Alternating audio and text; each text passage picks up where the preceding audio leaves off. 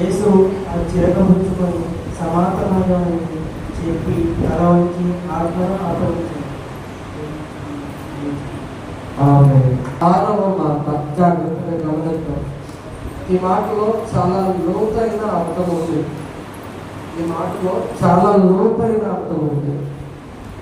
సమాప్తమైంది అని ఎప్పుడు చెప్తాము? సమాప్తమైంది అని ఎప్పుడు చెప్తాము? యేసయ్య ఏం సమాప్తం చేశాడు? ఈ రెండు విషయాలు మేము ముందుంచుతాను. సమాప్తమైందని ఎప్పుడు చెప్తాము? మనకు అప్పచెప్పిన పని అయిపోయినప్పుడు ఏమని చెప్తాం? అయిపోయింది. చేసావా? అది చేశాను, అయిపోయింది. మరి యేసయ్యకి అప్పచెప్పిన పని ఏంటి? యేసయ్యకి ఏం పని అప్పచెప్పారు? చెప్పండి ఒకసారి.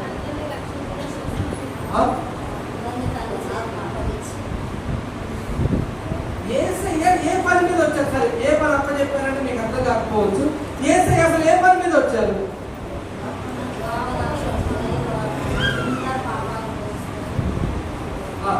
చెప్పండి.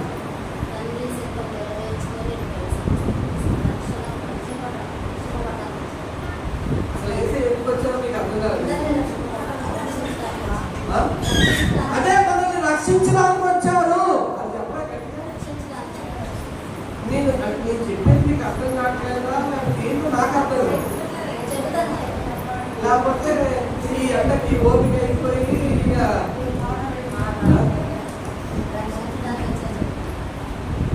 ప్రియమైన దేవుని బిడ్డలారా, దయచేసి గమనించండి. యేసయ్య మనల్ని రక్షించడానికి వచ్చారు.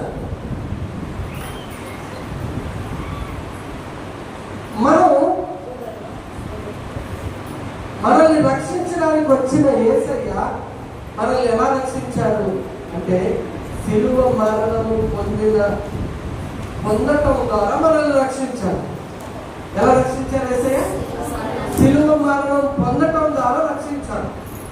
ఎందుకు అంటే ఆ సిలువలో కాచిన రక్తం వలన మన పాపాలు కడగబడతాయి. సిలువలో కార్చిన ఆయన రక్తము ద్వారా మన పాపాలు, మన దోషాలు, మన అపరాధములు.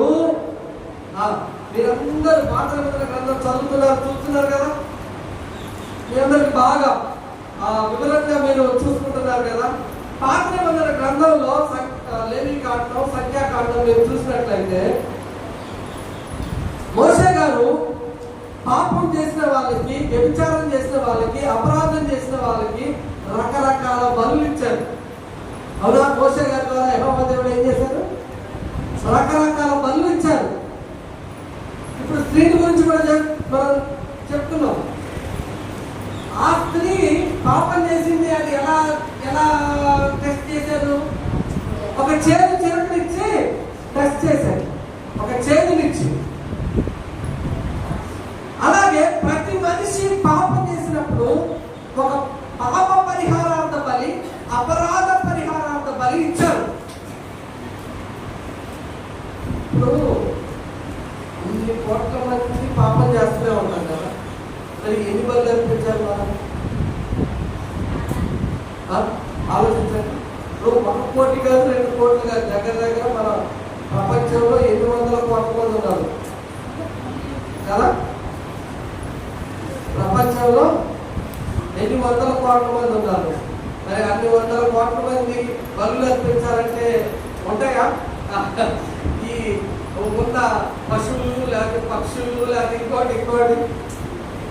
అందుకనే ఈ పశువుల రక్తము, ఈ జంతువుల రక్తము, ఈ పక్షుల రక్తము వలన పాప క్షమాపణ పొందదని యేసయ్య ఏం చేశాడంటే తన్ను తాను రిక్తునిగా చేసుకొని ఏం చేసుకున్నారు? తన్ను తాను రిక్తునిగా చేసుకొని ఈ భూమి మీదకి వచ్చి తను ఏమైతే చేయబోతున్నారో అని ముందుగానే ప్రవక్తల ద్వారా ప్రవచించబడిన ఆ వచనాలన్నిటినీ క్రోడీకరిస్తూ యేసయ్య ఏం చేశారు? ఇది లేఖనము నెరవేర్చబడినది. ఏమంటున్నారు యేసయ్య ప్రతి మాట దగ్గర లేఖనము నెరవేర్చబడినట్లు. అదే కదా మనం చూసింది, లేఖనము నెరవేర్చబడినట్లు. ఎక్కడ చూసినా ఏమంటున్నారు, లేఖనము నెరవేర్చడానికి. స్వయంగా యేసు ప్రభువు వారు కూడా ఇంకో మాట చెప్తున్నారు. మత్తయి సువార్త 5వ అధ్యాయం 17వ వచనంలో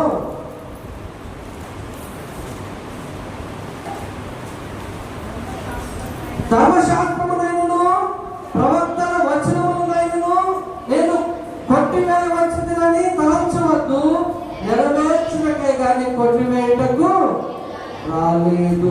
ఇంకొకటి కూడా చెప్తారు, ఆకాశమును భూమియు గతించిపోయిననేది కానీ ధర్మశాస్త్రం అంతయు నెరవేరు వరకు దాని నుండి ఒక పుల్లైనను ఒక సున్నాయనను ఇది నిశ్చయముగా మీతో చెప్తున్నాను.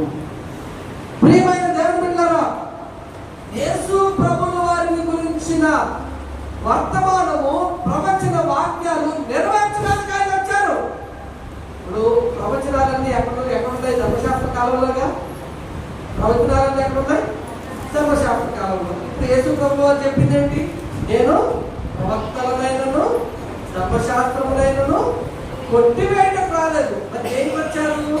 నెరవేర్చడానికి వచ్చారు. అందుకనే యేసు ప్రభువు వారి గురించిన వర్తమానము ప్రవచనము ప్రవక్తల ద్వారా రచించబడిన పలకబడిన ఆ వర్తమానాన్ని యేసు ప్రభువు వారు నెరవేర్చడానికి భూమి మీదకు వచ్చి దాన్ని ఏం చేశారు? శిలువ మరణము పొందినంతగా దాన్ని శిలువ మరణము ద్వారా దాన్ని నెరవేర్చి, శిలువ మరణము ద్వారా ఆ యొక్క లేఖన భాగాలను నెరవేర్చి లేఖనాలను యేసు ప్రభుల వారు నెరవేర్చారు. లేఖనాలను యేసు ప్రభుల వారు నెరవేర్చారు. ప్రియమైన దేవుడు కదా, ఇప్పుడు ఇదంతా చేసేసిన తర్వాత ఇంకా పనుందా? అందుకనే యేసయ్య ఏమంటున్నారు?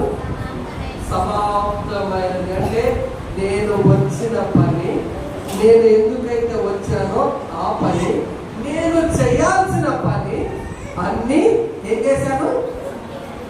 పూర్తిగా 1% కూడా 99.99% కాదు, 100% ఏం చేశారు? యేసయ్య నెరవేర్చేశారు. అందుకనే యేసయ్య అంటున్నారు సమాప్తమైనది. ఏమంటున్నారు? సమాప్తమైనది. ఇప్పుడు యేసయ్య సమాప్తం చేశారు. ఏం చేశారు? తను వచ్చిన పనిని సమాప్తం చేశారు. మరి బాగుంది. మరి నువ్వు వచ్చిన పని చెప్పండి. నువ్వు వచ్చిన పని అన్నలు తమ్ముళ్ళు చూడండి, మనం వచ్చిన పని యేసయ్యకి ఏం ఆహారం కావాలో ఇందాక చెప్పారు అమ్మగారు. ఏం ఆహారం కావాలి? సువార్త చెప్పడం ఆహారం. అది ఎంతమంది సువార్త చెప్పి ప్రభువా నేను వచ్చిన పనిని తుదముట్టించాను అని యేసయ్య ముందు నిలబడగలమా? చెప్పండి. యేసయ్య ముందు నిలబడగలమా? నేను వచ్చిన పనిని కంప్లీట్ చేశాను. యేసయ్య అంటారు, నా తండ్రి చేత ఆశీర్వదించబడిన వారులారా లోపలికి. ఎవరు పిలుస్తారు? ఇప్పుడు ఎవరిని పిలుస్తారు? ఆ మాట తండ్రి చెప్పిన మాటలు నెరవేర్చిన వారిని పిలుస్తారు. ఇప్పుడు తండ్రి చెప్పిన మాటను మనం నెరవేర్చావా? అదే మాట మనం యేసయ్య చెప్పిన మాట మనం చెప్పగలమా? నేను నువ్వు చెప్పిన దానిని నెరవేర్చాను ప్రభువా, ఇక నీకు ఇష్టం. చెప్పగలమా? ప్రియమైన దేవుని పిల్లరా, చెప్పలేరు అన్నప్పుడు నాకేం కావాలి? చెప్పలేము అన్నప్పుడు నాకేం కావాలి? చెప్పండి. ఇక్కడ కూడా మాట్లాడలేకపోతున్నాను. గొంతులో కొద్దిగా ఏదో తేడా ఉంది, నీళ్ళు నవ్వుతుంది కదా. నేడు రేపో నా ప్రియుడేసు మేఘాల మీద పెంచును. నేడు రేపో నా ప్రియుడేసు మేఘాల మీద. పాట అయితే పాడుతున్నాం, మేఘాల మీద ఆయన వస్తాడు అంటున్నాం. మరి మనం మేఘాల మీద వెళ్ళగలం? మనం మేఘాల మీద వెళ్ళగలమా? ఎవరు వెళ్తారు? ఎవరు మేఘాల మీద వెళ్తారు? ఇప్పుడు చెప్పండి. ఇప్పుడు చెప్పండి, ఎవరు మేఘాల మీద వెళ్తారు? ఇది చూడంటున్నా, నేను నాదేదో నేను మాట్లాడుతున్నా, మీరేదో మీరు చేస్తున్నట్టు. ఎవరు మేఘాల మీద వెళ్తారు? ఎవరు మేఘాల మీద వెళ్తారో చెప్పనా? ఎవరైతే తండ్రి యేసు ప్రభువులో ఏమంటారు? తండ్రి చిత్తము నెరవేర్చుతారో వారే నా తల్లి, నా సహోదరి.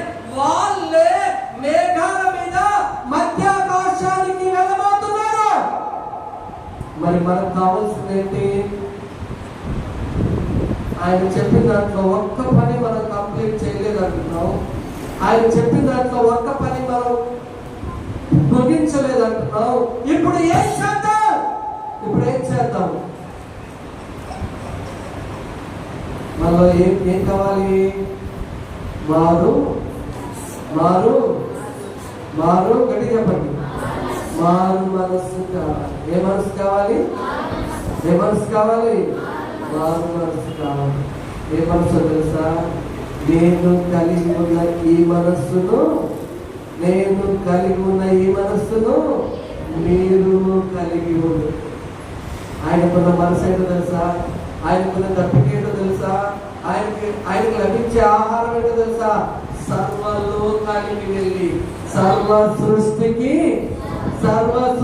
గట్టిగా సర్వ సృష్టికి సువార్త ప్రకటించండి. ఎప్పుడైతే మనమందరం వెళ్ళి సర్వలోకానికి సువార్త ప్రకటిస్తామో అప్పుడు ప్రతి మోకాలు ఆయన పేరుట వంగుతుంది. ప్రతి మోకాలు ఆయన నామములో వంగుతుంది. అప్పుడు దేవుని రాకడ, దేవుని రాకడ మధ్యాకాశంలోనికి ఆయన రాబోతున్నాడు. ఆ రాకడ ప్రతి నేత్రము చూడబోతుంది. ప్రతి నేత్రము చూడబోతుంది. ఎంతమంది గుంపులో ఉండాలంటే నీకు ఇవ్వబడిన టాస్క్ ని నువ్వు కంప్లీట్ చేయాలి. దేవుడు తన మీద ఉంచబడిన టాస్క్ ని ఆయన కంప్లీట్ చేసేసాడు.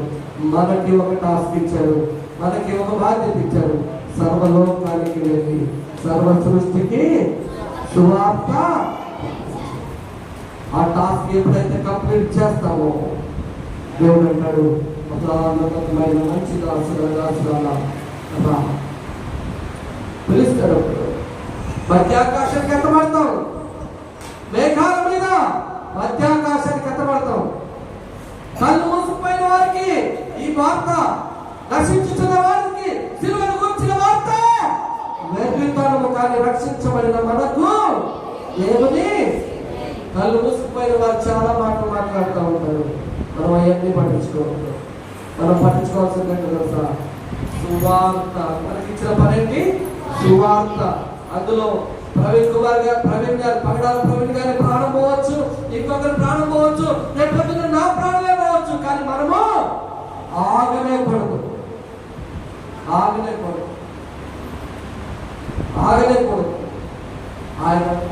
ఆయన ఇచ్చిన బాధ్యతలు చివరి వరకు, కడ వరకు ఎలా ఉంటారు? మనము కడ వరకు, ప్రాణం పోయే వరకు మనకి ఇచ్చిన బాధ్యతలు నెరవేర్చాడు. నువ్వు నేను నెరవేర్చడానికి బద్ధులమైన ఉన్నాము, సిద్ధంగా ఉన్నాము. నెరవేర్చడానికి కోసం అందరం కలిసి అయ్యా నాతోనే మాట్లాడాలి. నీ రాజ్య సువార్తలో నేను కూడా పాలిభాగస్తురాలిగా కావాలి. అయ్యా నన్ను కనికరించిన క్షమించి అయ్యా సువార్తలో అయ్యా నన్ను కూడా వాడుకో. నువ్వు వచ్చిన పని నువ్వు కంప్లీట్ చేసావు, నేనున్న పని ఇంకా కంప్లీట్ చేయలేకపోతున్నా. దయచేసి నీవు నాకు తోడుగా ఉండి నా ద్వారా పని జరిగించమని బ్రతిమలాడుతున్నావు ప్రభువాన్ని క్రీస్తుమని గారు ప్రార్థన చేస్తున్నారు.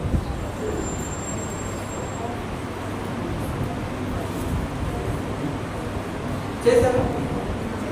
ఐదో శోభన్.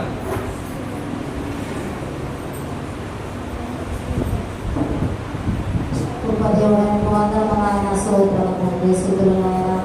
అయా సర్వోన్నతుడైన దేవా, ఇదిగో నాయన నాయన ఈ మంచి శుక్రవారం నాయన, ఈ శుభ శుక్రవారం తండ్రి నాయన, నువ్వు ఇచ్చిన ధన్యతను బట్టి తండ్రి నాయన, మరి నీ సన్నిధానంలో ప్రభా 7 మాటలు ధ్యానించుకోవడానికి నాయన మాకు ఇచ్చిన గొప్ప విలువైన సమయాన్ని బట్టి నీకు వందనము తండ్రి నాయన.